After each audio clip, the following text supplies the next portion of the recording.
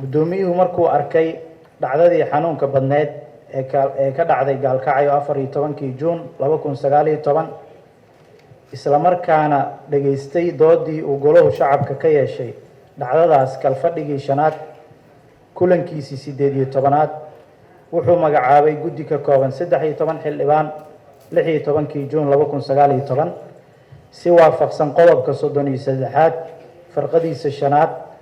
ee xor hoosaadka golaha shacabka baarlamaanka federaalka Soomaaliya. sidoo kale waxa uu madaxweynaha maamul goboleedka Koonfur Galbeed 17 Juun 2019 soo magacaabay guddi uu hogaaminayo wasiirka garsoorka iyo cadaaladda oo isugu jiray xildhibaano iyo oday dhaqameedyo. isla 20 Juun 2019 waxaa la mideeyay labadii guddi heer federaal iyo heer gobol waxayna si wada jira u doorteen guddoon una howlgaleen. arrimaha ugu muhiimsan ee loo magacaabay guddiyadan waxay ahayd inay ka soo tala bixiyaan dhacdadii xanuunka badneed ee ka dhacday magaalada Gaalkacyo Galmudug oo lagu laayay xilli habeen ah 9 qof oo xoogsata ah. guddiga isagoo fulinaya waajibaadkii loo igmaday waxay 26 Juun u ambabaxeen magaalada Gaalkacyo ee Galmudug soo dhaweyn diiran kadib oo uu maamulku u sameeyay waxay isla markii ay gaareen isugu yimaadeen kulan howleed ay ku falanqeeyeen qorshe howleedkooda waxayna isku afgarteen sidan in kulan lala qaato guddiga amniga gobolka Mudug ee maamulka Galmudug odayaasha beelaha dhibtu ka soo gaartay mashaqadii dhacday iyo odayaasha dhaqanka magaalada Gaalkacyo maamulka Galmudug. warbixin guddigu wuxuu 27 Juun 2019 warbixin xaqiiq raadina ka dhageystay number 1 gudoomiyaha gobolka Mudug duqa magaalada Gaalkacyo taliyaha qaybta ciidanka booliska ee Mudug waxayna noo sheegeen in dhibaatada ay ka bilaabatay dil loo geystay sarkaal ka tirsan ciidanka Niisa salaadii maqrib dabadeed 14 bishii 2019 maleeshiyaad careysan oo ku heeba sarkaalkii la dilay ayaa guryahooda kala soo baxay isla habeenkii 11 qof dil wadareed ku fuliyay sababay 9 dhimasho iyo 2 dhaawac. isla subaxii maamulka iyo ehelada waxay isla garteen in la aaso dadkii dhintay oo 9 ahaa halka 2 qof ee dhaawaca ahaa la isla gartay in loo qaado magaalada Muqdisho si halkaas loogu daweeyo iyadoo ay maamulku qaateen hawshaas. dadka la dilay waxay kala ahaayeen magacyadooda 1 Idris Macalin Xuseen Xasan 2 Xuseen Idris Macalin Xuseen 3 Cabdullaahi Samow Xuseen 4 Matkuus Maxamed Ibraahim 5 Maxamuud Xasan Aadan 6 Ismaaciil Xasan Aadan 7 Maxamed Daawud Xaaji Xasan 8 Abuukar Cabdullaahi Yuusuf 9 Cabdiweli Cabdi Ismaaciil. halka 2 qofood ay dhaawac soo gaaray magacyadoodu ay kala ahaayeen 1 Yuusuf Cabdiraxmaan Cumar 2 Cusmaan Maxamed Yarow. number 2 guddigu wuxuu kulankii labaad la qaatay odayaasha iyo beelihii dhibtu soo gaartay oo kala ahaa 3 qaybood. qaybta koowaad oo laga dilay 4 qof oo ay ku jireen aabba iyo wiil uu dhalay oo deegaan ahaan ka soo jeeda Koonfur Galbeed. qaybta labaad oo laga dilay 4 qof oo ay ku jireen 2 walaalo ah oo deegaan ahaan ka soo jeeda Hirshabeelle. iyo qaybta saddexaad oo ah qof ku jiray dadkii lagala baxay gurigii ay deganaayeen aabbaha iyo wiilka la dilay oo asana ka soo jeeda deegaan ahaan Koonfur Galbeed. waxaa intaas sii dheer markii la joogay aaska marxuumiinta in goobta ay ka dhacday buuq fara badan oo sababay in halkaas lagu kala ceeriyo dadkii careysnaa isla markaana waxaa goobta ku dhaawacmay 2 qof oo qof ka mid ah baabuur lagu dhuftay ka kalena ay ku dhacday xabad. Qofka lagu dhuftay baabuurka dhaawac fudud ayaa soo gaaray, balse qofka xabaddu ku dhacday oo ahaa dhaawac culus waxay reerkiisu dhigeen isbitaal ku yaala waqooyi Gaalkacyo Puntland. Labada qofood ee maalinka duugta dhaawaca soo gaaray magacyadoodu waxay kala ahaayeen: 1 Xasan Maxamed Xuseen, 2 Nuur Sheego. Shacabka aan la kulannay waxay inoo sheegeen in maamulka Galmudug ee Gaalkacyo markii hore ay si wanaagsan u soo dhaweeyeen, balse dhacdadana ay tahay mid uguba. Sidoo kale shacabku dhibtu soo gaartay qaarkood waxay noo sheegeen in dhibkan dhacay ay u sii dheer tahay mar waliba oo ay kooxaha nabaddiidku geystaan in ayaga la bartilmaameedsado oo loo soo qabto laguna tilmaamay inay yihiin al-shabaab. taasina ay ula muuqatay in aysan ahayn cadaalad. Dhammaan dadka la laayay waxay ahaayeen xoogsato ka shaqeysta magaalada Gaalkacyo. Guddigu isaga oo sii wato howlmaalmeedkiisii wuxuu 29 Juun 2019 soo booqday qubuurihii marxuumiinta wuuna u soo duceeyay. Sidoo kale waxaa qayb ka mid ah guddiga soo booqdeen dhaawacii yaala isbitaal Modern ee ku yaala waqooyiga Gaalkacyo. Number 3, guddigu isla galabkii 29 Juun 2019 wuxuu la kulmay odayaashii dhaqanka degmada Gaalkacyo ee Galmudug oo ayagana ka xog wareystay sida ay wax u dhaceen iyo ilaa iyo hadda hawsha ay qabteen.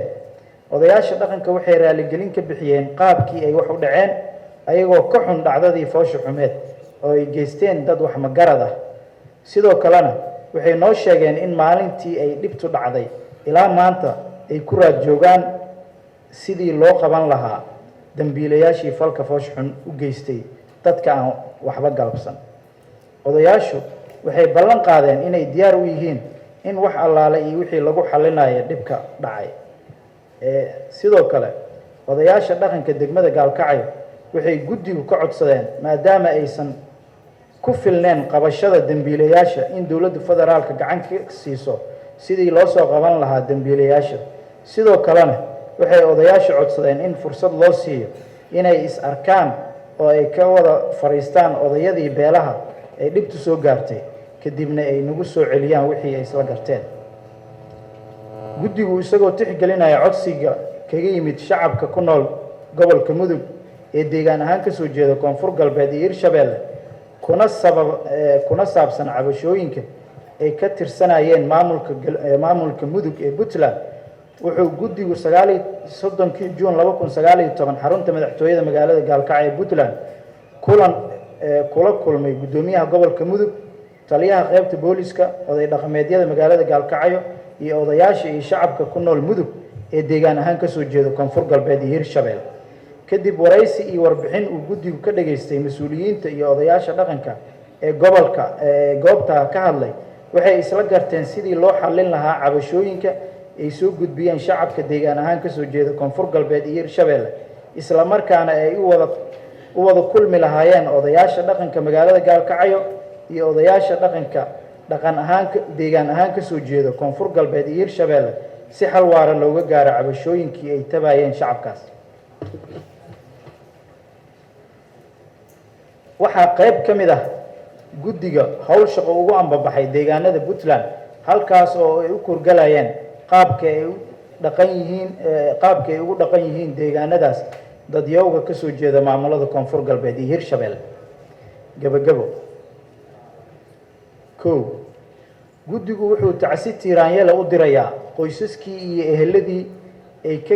geeriyoodeen marxuumiintii lagu laayay dhacdadii foosha xumeed